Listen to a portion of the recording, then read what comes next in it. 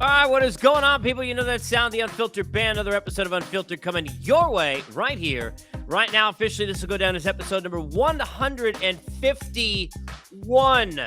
Groundhog Day.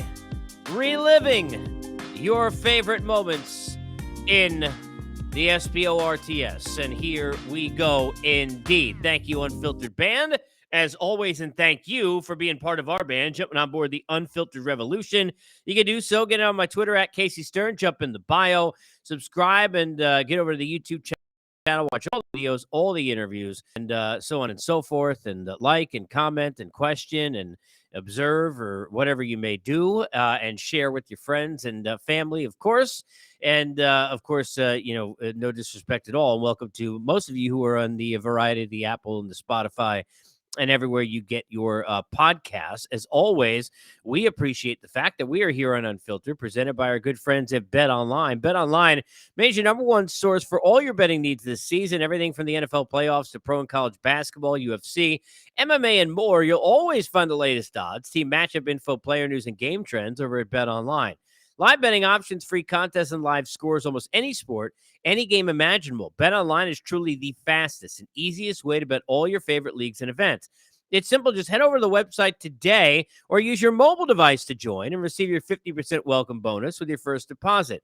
Make sure to use the promo code BELIEVE, that's BLEAV, to receive your reward. That's betonline.ag, where the game starts as we get started here. I put this out on Twitter, but I'll say it again. If you want to jump in, I'd love to hear. Comment on YouTube or get at me in Twitter in the replies or mentions or DMs. And if you listen to Apple, Spotify, or anywhere you get your podcast, do the same. I want to know what your Groundhog Day moments are. By the way, moments that you could spend with me. Remember, not just here, if you're watching on video, showing you again the threads for Rock and Roll Sushi in Alpharetta. If you're local in Georgia or you're in town, you could see me almost anytime and talk sports and hang out. Watch me perform, and I say that in quotes because I will be serving you food and drink. But you can come hang out with me Saturday nights through Wednesday nights, usually all day Sunday and Sunday night. I'm there as well. If I'm not, and you check in, you could find out when I'm going to be there or reach out to me and get involved. And I do have for people who come in, if you have large parties and events and you want to do events for family, for birthdays, or whatever the case is, and get you some discounts. So hit me up if you are local, and I can make that work for you, or catering opportunities as well. Rock and Roll Sushi, I'll see you there, I hope, in Alpharetta. Meanwhile, I see you here and vice versa, and let's talk about Groundhog Day. Not the movie, which is fantastic, and I love Bill Murray. Not the holiday, and whether or not Punxsutawney Phil is going to come out and see the shadow, and what's going to happen with the 6 extras at weeks, or it can't be 6 months of winter. So 6 extra weeks of winter. Not about the shadow, not about the winter. It's about the premise of the movie, and the premise that now has become of Groundhog Day, which is living the same moments and living the same day over and over again. A lot of us in life and in sports do that to the negative. Let's start with there and get it out of the way, because I think PTSD, which I think we've all experienced in our own way in our life, and I know I have. You can relive moments in your head over and over, subconsciously or consciously, that you don't want to. And as a sports fan, you certainly can go through many of those same things. As a fan of the teams I root for, like the Mets, the Knicks, and the Islanders, I won't say the Giants because they've given me a lot more joy than the other 3 teams. I, like many of you who root for, I'm sure, because, look, even the Yankee fan may be a Jet fan and has that pain, right? And certainly the Yankees haven't won recently, but whatever the case may be, Pittsburgh Pirate fan that's kind of dying inside for so many years, had the Steelers Roethlisberger, Heinz Ward, and Bill Cowher, and then Mike Tomlin days, had the Penguins with Sidney Crosby and Mario Lemieux before that. So you probably have experienced in most of these cities, some good, some not so good. Phoenix Suns winning a lot lately, Arizona Cardinals not so much, and you see where I'm going from there, right? Miami Heat, Miami Dolphins, I can go, and apparently this kind of works for everyone, I'm noticing now. But you've experienced the bad side of it. I mean, where you think, oh, no, here we go again. That happens as a sports fan all the time. I mean, if you're a Met fan, for example, every time that they lose a game, when they're in first place in the middle of the season, and then they lose a second game, you're thinking, okay, now this is the beginning of our run where we collapse or then have to answer said questions on Twitter. You're going through all those as I call it with the Met fan, the CTSD, the consistent traumatic stress disorder of losing and going through all that pain all over and over again. But I'm going to stay positive on this one. And I wanted to go through with you, and I want yours as well. So some of these are personal to me. I'm not going to just do New York. I'm going to give you some other things too. But I wanted to go through the days that I wish I could have a Groundhog Day experience with. I don't know if any day, to be honest with you, even like the days I'm going to mention here as a sports fan, or even the days in life, like you could say, the greatest days for me, my kids were born, right? It's like, reliving the same day over and over and over and over and over again, going to get tedious regardless of what that day is. But I look at it this way when I think of this question. If you could go ahead and use like the DeLorean and the time machine and go have a Groundhog Day one more time and go relive a day. And I've got days like that in my life, and so do you in real life. And we got days like that in sports. Some because you want to fix mistakes you made, some because you want to relive the joy. What are the days that you would want to relive on the sports side of it? Groundhog Day, at Casey Stern. Tweet at me after you listen to the episode or during while you're listening and give me your thoughts. But give you some of mine.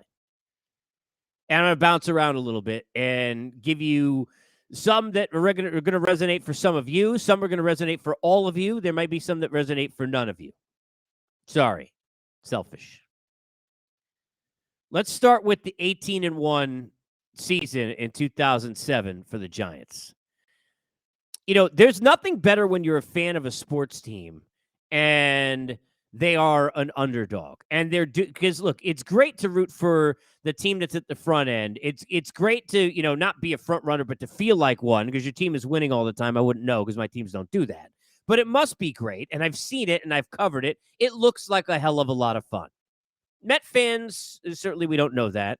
Islander fans, they did when I was 5, right? First game I ever went to, I've talked about this, Stanley Cup playoffs, but, I don't remember it very well. The Knicks have had, some high points. The teams I root for, they don't really experience those kind of things where they're winning all the time. It's a lot of underdog, but nothing like what I experienced as a fan in 2007 with the Giants. I remember the feeling of that run and just how, because it was such a surprise and because the stories from Coughlin along the way were so great, because they're knocking off the teams they're knocking off on the way, on the road to go ahead and knock off Brett Favre in Lambeau Field at the time. If you're too young to understand that, go look it up. That's a thing, right? And the idea of the Patriots and how much Tom Brady at the time, God bless, look, the greatest quarterback of all time, officially retired today again, unlike the Favre situation, several times, Clemens, Brady once already. I think this time it probably is for good. He seemed emotional about it. And I think he realizes he doesn't have as much in the tank anymore. He's the greatest quarterback of all time. I remember seeing him play, which I did as a fan at Michigan in a game against Northwestern at Ann Arbor when he was the quarterback there. This was a situation where the Patriots had been shoved down everybody's throat so much. You never heard enough on television. There wasn't enough time. If SportsCenter was an hour, they needed 2 to shove the undefeated attempt and run from Tom Brady and the Patriots and Randy Moss and that unstoppable offense. That moment and that run for the Giants to not only win and win in the fashion they did, the David Tyree catch, that drive, Eli Manning living up to all of the things that draft trade were supposed to lead to, that his last name was supposed to lead to.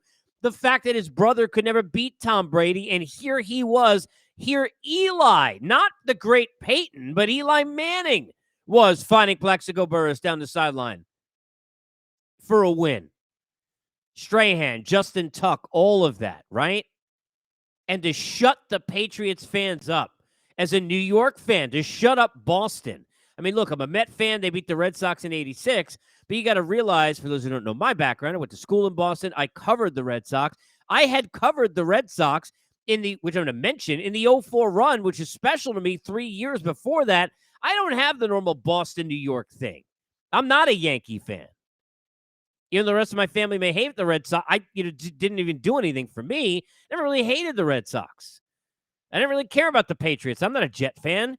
But to live in that space and to be there at that time, and I've talked about this before in a previous podcast way back when, towards the beginning, and I don't remember which one it was, but I remember walking outside of that sports bar where I happened to watch it with some friends and hundreds of crazy Giant fans.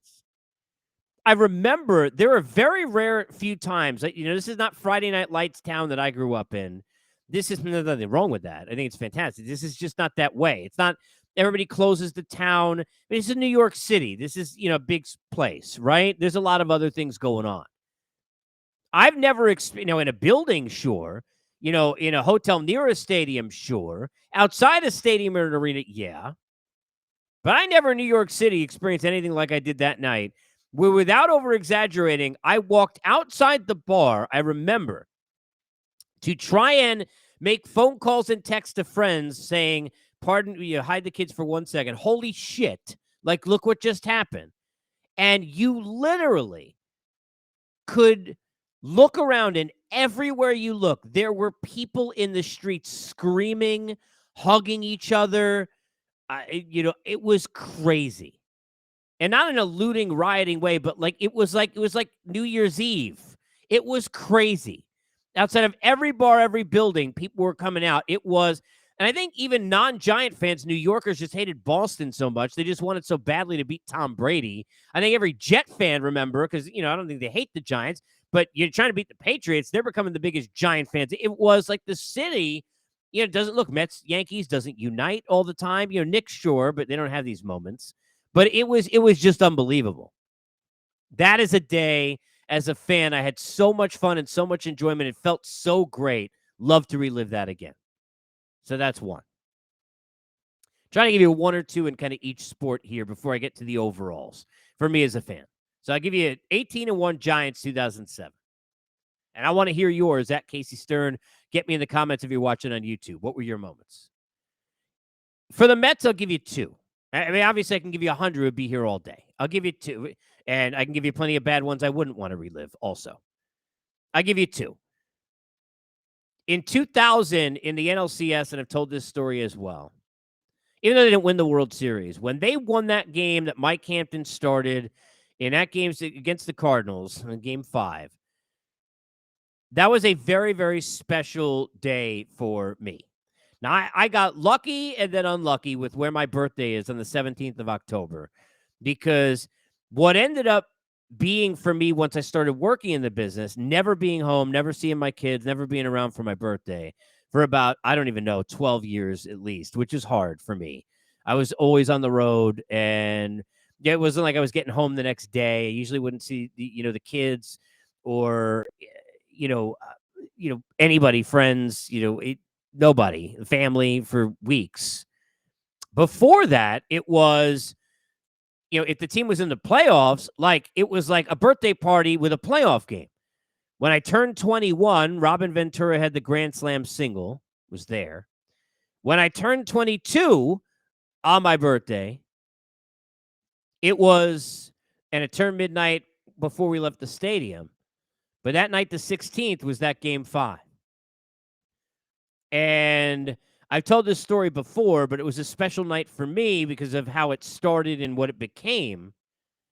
But I went with two buddies of mine, and we were supposed to meet my father at the game.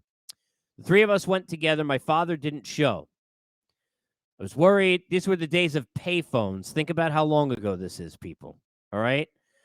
And I remember being at a payphone. Hello, Adam Levine. I remember being at a payphone and contacting eventually my mother, who was able to contact my father. I mean, they're divorced, but she was trying to get a hold. Eventually, he called her because he figured I would call her. So like a triangle. His car had broken down on the Grand Central Parkway, for those of you who live nearby and know about that area. had broken down in the Grand Central Parkway, and he didn't know how he was going to get to the game. And he said he'd find us, but we had the tickets, so I didn't know what I was supposed to do. Set my other two friends up. They went up to the seats. We're up in the upper deck in very close to like Benny Agbayani in left field. And they went up, and I said, I'll wait. And I waited with the two tickets. And, it kept using the payphone, and it was, it was frustrating. It was freezing, and I clearly want to be there, but, I was worried and concerned. My father ends up hitchhiking. And some guy who he tells the story to, my son is at the game, it's going to turn his birthday, and who happened to be a Met fan, clearly, Grand Central, you're like 10 minutes in the state, everybody knows that the game's going on, dropped him off at the stadium. And I went up with him, I think it was in the second inning that we got up to the seats. We had no way to get home. His car was still left on the Grand Central Parkway on the side, wasn't calling AAA, he just left the car there. And here we are in this, crazy event. And Todd Zeal hits the double, bases clear, makes it 6-0. They win. I think it was 6-0 was the final. McGuire, right, eventually gets up as a pinch hitter, and Keel, that whole thing. I mean, this was all taking place during that game.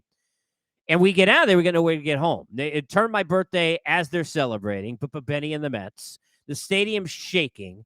It was an unbelievable event. It was like emotional, right? They're going to the World Series. It was crazy, right? And in this scenario, we got no way to get home. We're going to take the train. Like, what are we going to do?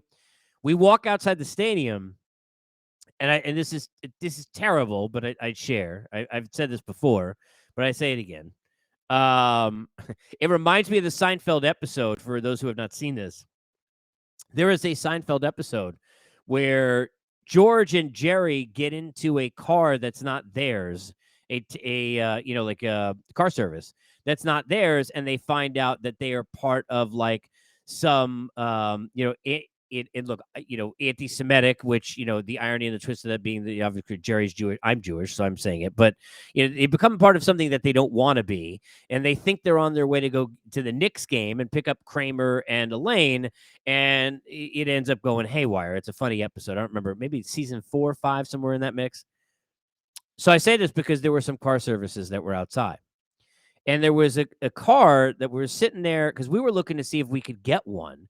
And they all have different names, but there was a guy who kept calling out a name, and then he'd kind of stroll around. He had the window. I don't remember what the name was. The name in the window, right? And eventually, we pulled up, and at the time, it wasn't like Uber.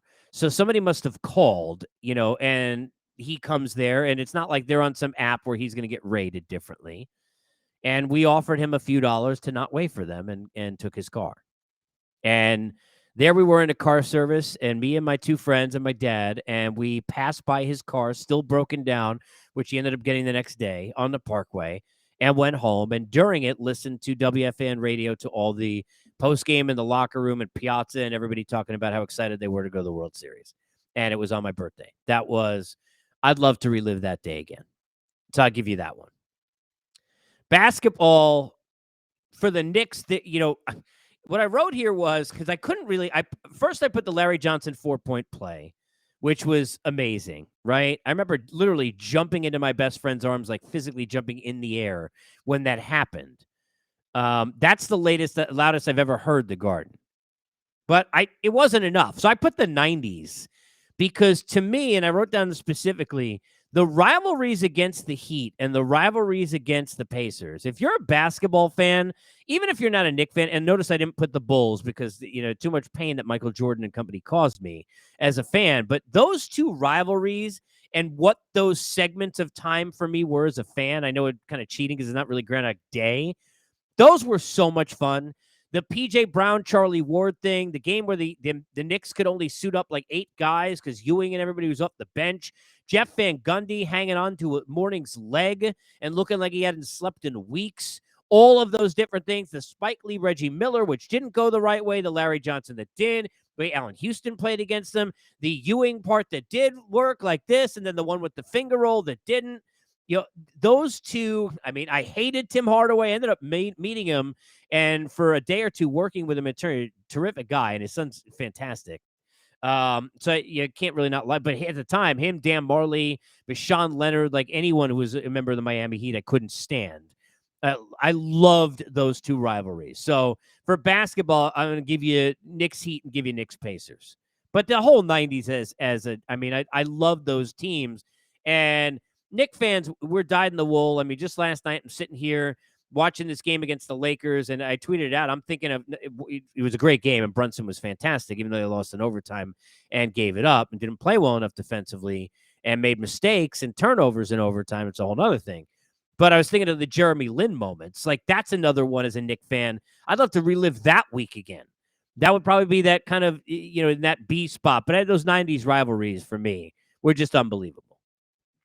On the hockey side, there are so many I could choose from. I mentioned in the past in a way earlier podcast about being at a 3 overtime game during the '93 run, in which my mother was waiting for all 3 overtimes out in the car in the parking lot, basically for an entire extra hockey game, and pretty much wanted to kill me and my friends when we finally got out, because I couldn't get out to the lot, couldn't leave the building, and there were no cell phones. I couldn't call her in 1993. I don't even think we had beepers or pagers then. She knew she's listening to it on the air. She figured nobody's out of the building yet, but there was no way to say, "Hey, thanks for waiting." And literally, she had to wait for an extra 3 hours in a parking lot, and it was like, it was a nightmare. Wasn't as easy as like in the Karate Kid when Ralph Macchio's mom drops them off on a date, picks him up. This 3 hours waiting for me, right? So which is an incredible day and game, and Ray Ferraro's goal, and that run in 1993 was unbelievably special for me, because at the time I'm 15, 16 years old. And I just, there with my friends, we were in the top row of the building for so many of those games. I was at 2 of those games against the Penguins. I was at the game where Turgeon got hurt. I mean, being there for all that was just so surreal. And I saw fights in the stands, and there's so many like little moments I remember, and just how excited we were. Like, you're in school that day and you're just tick, tick, tick, tick, clicking down the clock. All you care about is that you're going to the hockey game. Like, you're going to the play. Like, it was that whole run was so damn cool. I remember where I was sitting in my house watching the David Volek goal when they beat the Penguins, who were going for their 3rd cup in a row. And I mentioned it before, I'm going to go more recent. The bubble run that the Islanders made and the run that ensued that followed, they were kind of life-changing for me. I got to tell you that, in sports, I've heard many people talk about how sports are an escape, how sports can, be an important part of your life when you have struggle. And I'm going to be totally, I'm always honest, but it'd be, really vulnerably honest with you. And also, maybe not to what is the right thing to say, because you're supposed to say that's happened. That had never happened to me before. I love sports. I mean, I work in it. Everybody's listening to me. I'm passionate about sports. I love them. But I had never had moments in my life that got fixed by sports. I had never had, the lowest of the low where, there was some sporting event that somehow I can kind of like cling on to. I never had that happen to me before. I'd heard people talk about it all the time. I'd felt it with work, where sometimes where I'd be on the air maybe, but I never, as a fan, I just never experienced anything like that. And I'd covered people and heard about it for years. It just really had never happened to me before. That bubble run, everything that was going on at the time with COVID and in my life and what I had gone through the years prior, and, sharing that with the people I was sharing it with, and everything that happened during that, it's one of the most special times for me in my life as a sports fan. And the next run that they made, and the role that it played in my life at a time where I really needed something to cling on to, that was positive, that was easy, that was an escape for me. With the pressures I was going through, I mean, it was just an unbelievable time for me. Both such surprises, both so great. The second one, I thought they'd win.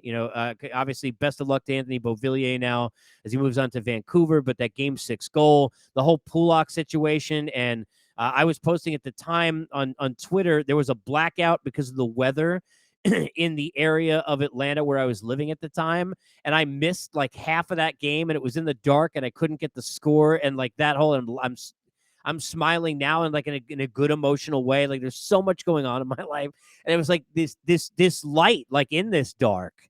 For my family was this Islanders run. It was just so special. So, I don't think I would want to relive what was going on off the ice again, but I definitely what that played for me, and the bubble run before that, which was a special in just a far different way that I won't get into. But those for me as fans, I think that's where I probably would go in terms of my favorite teams. Overall, there are a couple that I wanted to bring up, right? The 04 run for the Boston Red Sox that I got the pleasure of covering, the first job I had in baseball, working at MLB.com, I was only there from April to August. Before on the 10th of August, they decided because they wanted to do a show on the Red Sox website, and they wanted to start doing what they called team shows at the time. And I started this show, State of the Red Sox Nation. And the idea being that I pitched to them that I wanted to be the voice of the nation and kind of get fans to do the show with me. And we'd interview players and do all that other kind of stuff, which we did. First interview I did there for them was with Kevin Millar.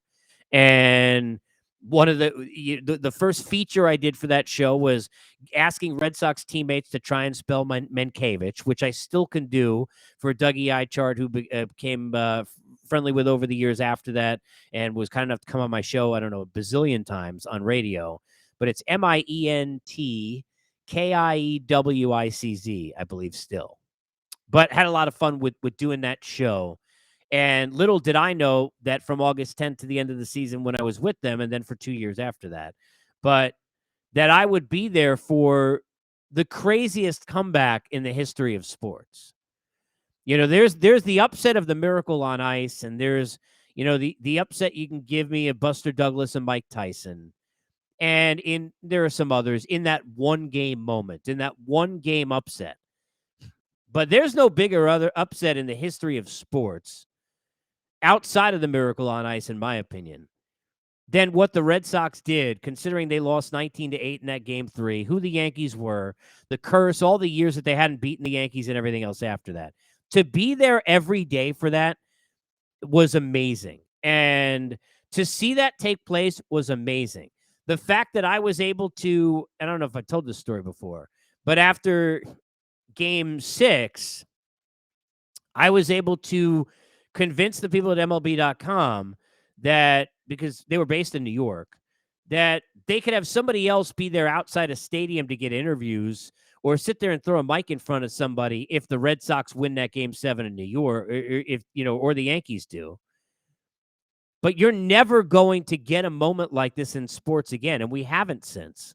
For a city to experience something after all that losing like they had, to experience something after the comeback that they would be completing, to not have a presence there, to not cover that story, that's the story. I never thought it would work. I remember the conversation with, and shout out to Elliot and Tom, the two guys I was doing it with.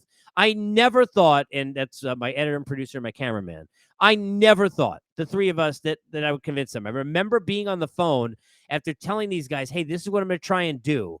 And we were in a cab after game 6. I remember this vividly. Trying to, like, this is never going to work. It was like midnight. And calling like the guy who's my boss in New York, and never thought it would work. And we sold him on it. And got to be in Boston and outside Fenway Park. Now, the part that kind of dampened some of it is that what was an amazing night, and there was so much that happened. I chipped a tooth, had a boombox slammed in my face in the middle of the party filming. I mean, it was some good, some bad, but there ended up being somebody who got shot in, like, it was like literally, I did not hear it when it happened, but just around the corner from where I was, which, kind of took away from what was an amazing night up until that. But to be there in that run is still, if you go today in that Sox DVD, which exists somewhere, you can watch somewhere, the one that Dennis Leary does, the first time David Ortiz gets the trophy in that locker room, I'm the one who's interviewing him at the time for MLB.com. And that was man, that was such a special time for me. So because I'd made it, and even after all the TV stuff that I did and all of that, honestly, that's a moment, along with, the Mets, and probably in 2006 when I was covering them. Those are the moments that I think about, like, where they were the real pinch me moments for me in my life as somebody doing this for a living, really more than any I had. So I'm so blessed to be there for that. Obviously, Yankee fans, sorry, you can now go back to listening to the rest of the show. The other thing that I wrote down, and I want to hear yours again at Casey Stir, give me your comments and jump in. But the other thing that I brought up that I wanted to get out there, which it makes me feel emotion. This is how much I love this game, this sport, and it's not just baseball, but it makes me feel emotional as I read, and as I'm reading. I see I'm mumbling as I'm reading what I wrote. What I wrote down was, I wish I could have the first time feeling as a kid walking to a stadium, walking from the car into the front of that park where you hand those tickets, and your dad, for me at the time, or whoever it might be. And I think about taking my kid to his first Islander game, and I haven't been able, and taking him to a baseball game, never just the two of us yet, but being able to do that, which I did, even though it was a Braves game, not a Met game. He hasn't been to one yet. I, that feeling when you're just so excited and to go through those turnstiles and you don't know what's about to happen. That feeling when you get into a stadium and you're going up the escalators or however you get there, and you're looking at the sections, and you're looking at the ticket that you have that your mom or dad gave you, and you're looking, we're in section 340 or 117 or 218, and which way does the numbers go, and how do we get there, and look at all the food options that we have, and should we get food now, should we sit in the seats, did batting practice start? Then when you walk through that tunnel and you get those chills that I freaking got right now, those chills, that stadium opens up to you like this beautiful canvas. I wish I could get that feeling for the first time again. I in not being able to be at a baseball stadium covering it now for a year and a half or whatever it's been, and having what has, happened in my life, and this dream that I've had since I'm 5. I say this, and these are the things that also drive me to never give up and never quit. I don't even think the people who are closest to me in my life, or have been over the last few years, truly understand what this dream has meant to me, and what it's meant to my heart and my soul to lose it, and how inspired and driven I am to, survive with strength and push forward to try and one day feel that again. But I wish I could really feel the feeling of the first time I walked into a stadium, because that is just the most, it's there is never a purer feeling in the world than being a kid for the first time walking into a baseball stadium. That's what I'd like to have again. Groundhog Day for you. What is it? At Casey Stern on Twitter. Get me in the comments. Hopefully you're liking the podcast. Let me know what you think, your thoughts, your opinions, your topics for lists and whatnot. As always, we list at the priority of number 1, the fact that we appreciate that we here at Unfiltered are presented as always by our good friends at BetOnline.